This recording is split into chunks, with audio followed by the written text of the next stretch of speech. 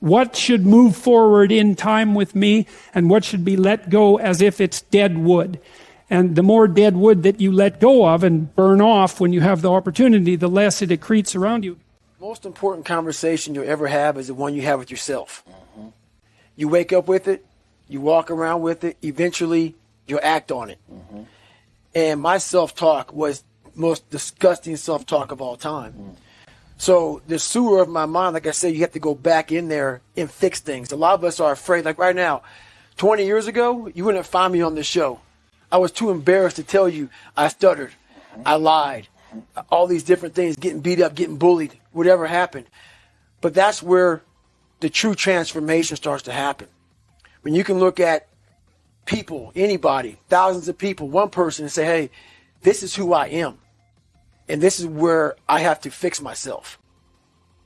That conversation you have, that's who I was. So that's why I lied to people to tell them a different version of the truth. Sure. I had to make all those lies reality. I had to make them real. I had to become a real person. So that's when I put in my mind that I'm going to go to the toughest military training on the planet. And where it has the most water, the thing I was scared of the most, I had to go back. So a lot of us run away from our fears. Sure. And we box ourselves in to a lifestyle of this is all we can do. Right. 'Cause I'm afraid of everything outside this box. So I'm comfortable inside this box.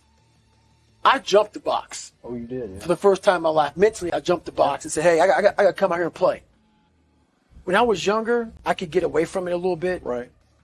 When it becomes something that steady just pecks at you Yeah. all day long, no matter what you're doing, like if I was talking to you back then when I was 300 pounds, Sure. I could be talking to you in this voice at the same time, like, what are you doing? What are you doing, man? You're a loser. Where you going, man? This is what you can do your whole life. Right. So it'd be talking to me as I'm talking to everybody. It was almost like I had two people. And I'm like, good God, just shut up. I was sick and tired of not facing the fact that I've allowed life to make me feel like a loser. And a lot of us allow life to do that, and we accept it. And a lot of us talk about how we believe in God. We believe in something higher than us. Yeah. If that is truth, you won't allow yourself to feel that way. Forest fires burn up the forest, and that can't be good. But here's what happens if you don't let forest fires burn, is that, well, forests collect a lot of dry branches, right? Because tree branches die, and wood falls on the forest floor and collects. And so the amount of flammable material keeps increasing with time. And that's not so bad if it's wet, but if the amount of flammable material is increasing and it gets really dry, and then it burns, then you have a real problem. The forest fire can burn so hot that it burns the topsoil right off, in which case you don't have a forest at all anymore, you just have a desert. And lots of trees are evolved to withstand forest fires of a certain intensity, and some won't even release their seeds unless there's been a fire. And so a little bit of fire at the right time can stop everything from burning to the ground. And that's also a really useful insight, a metaphorical insight into the nature of sacrifice, right? It's also a lot easier to let go of something when you're deciding to let go of it, because you've decided yourself that you're done with that. It's a weak part of you. It needs to disappear. You do that yourself, it's much better and much easier than it is if it's taken away from you forcibly, in which case you're very much likely to fight it. The reason you remember the past isn't to make an objectively accurate record of the past. It's so that you can use the information in the past to prepare you for the future. And your mind won't leave you alone unless that has happened. And you don't know why, and you don't know what to do about it if that happens again in the future. Then that will stay with you. Your brain is always trying to figure out how to calibrate how anxious you should be. And one of the things it does is by sort of keeping track of your past success-failure ratio. And so, to the degree that your past has been characterized by, we'll call them failures, those are situations where you do not get what you want, then your brain puts your body on constant alert. Because if everything that you've done has resulted in catastrophe, then you're somewhere insanely dangerous, and you should be like a prey animal It's ready to dart in any direction. And so you can go back and you can find out where you have holes in the structure through which you're viewing the world. That's one way of looking at it. And you can sew those things up. Your brain is sort of keeping track across your whole life of how many places you've been where things haven't worked out compared to how many places you have been where they have worked out.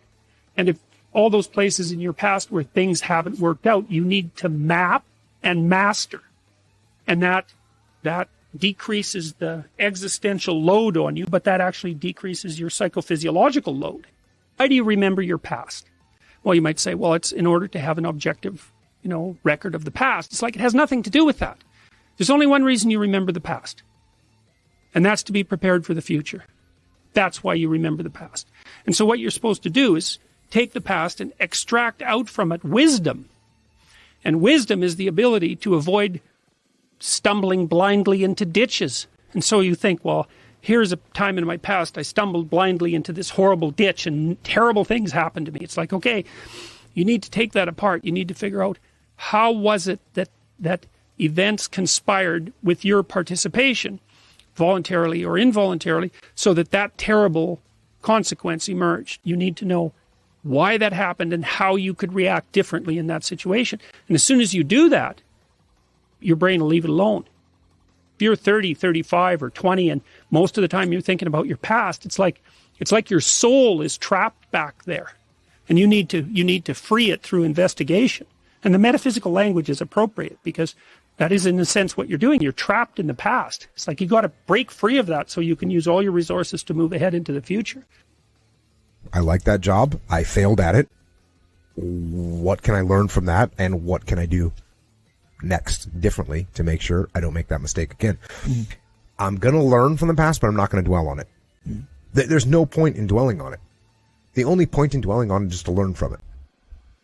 And then I would take what I learned from my experiences of where I failed, and I would also take the positive things that I learned, because even that failure is a positive. Even that failure is a positive because you realize the value of the opportunity that you had, and you blew it, and you're like, okay, I'm never going to let that happen again. Lesson learned. I'm actually stoked I get to learn that lesson, because there's going to be more opportunities that come up in life, and you got to make sure that you don't disregard those opportunities when they come up. And so I would have taken those lessons learned, take that failure and turn it into something positive, and made good things happen when I figured out what my new mission and new career was going to be. When you leave what's not good, you wash the dust off your feet and you don't look back. And that's a very harsh lesson. It means that there's no excuses whatsoever for not getting up and getting at it. That's what it means. And it means that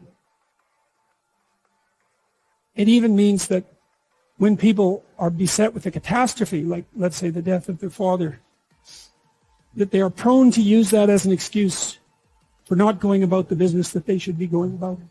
Because they can say to themselves, well, I would accept.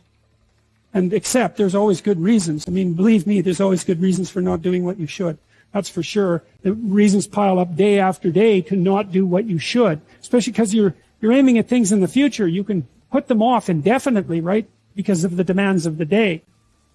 But these stories, they say a variety of things, especially in combination. They say, when you leave somewhere terrible, do not look back. There's no nostalgia. That's the letting the dead parts of yourself go. Like, there's no excuse whatsoever for not getting at what it is that you should be doing. And I think there's something else that's going on here, especially in the New Testament stories, which is even maybe worse, which is it's absolutely reprehensible to justify your inaction with a catastrophe that extracts mercy from other people. Right? There's a tricky game that's going, well, of course I can't do that. Look at the terrible thing that's just happened to me. And say, yeah, okay, I understand. You're absolved of any necessity to move forward because of your current catastrophe. It's like, well, actually you're not. And it's rather rude of you to use it as an excuse. And it's certainly counterproductive.